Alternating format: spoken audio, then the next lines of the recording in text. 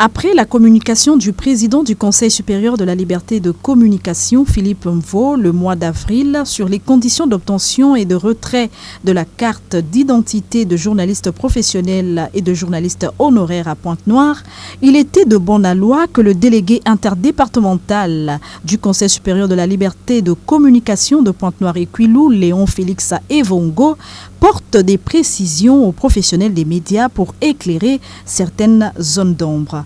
2 points, notamment sur les conditions d'obtention de la carte de presse et l'animation des émissions télévisées et de radio par les professionnels des médias. Je viens vous dire que la carte, il ne faut pas la prendre à la légère. C'est un document au-delà des éléments d'identification du journaliste professionnel, c'est une autorisation.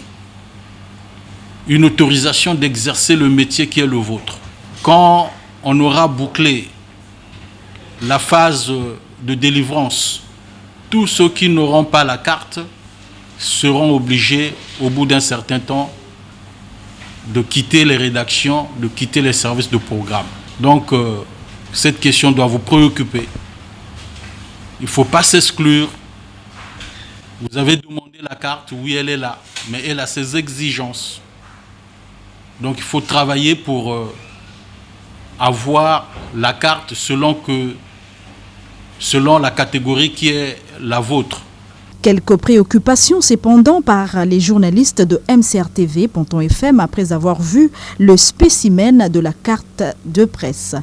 La question de la profession pour ceux qui sont à la fois reporters, présentateurs, animateurs, la constitution des dossiers pour ceux qui sont pigistes ou déposer ce dossier.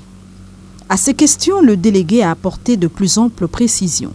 Au niveau des amis qui n'émargent pas dans les listes de MCR-TV, qui ne sont pas payés directement par MCR-TV, mais qui travaillent ici en qualité de pigistes. Ils sont payés à la tâche.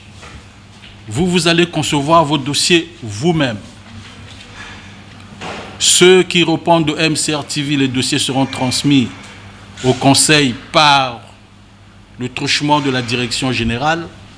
Mais quant aux amis pigistes, ils vont transmettre leurs dossiers individuellement aux délégués.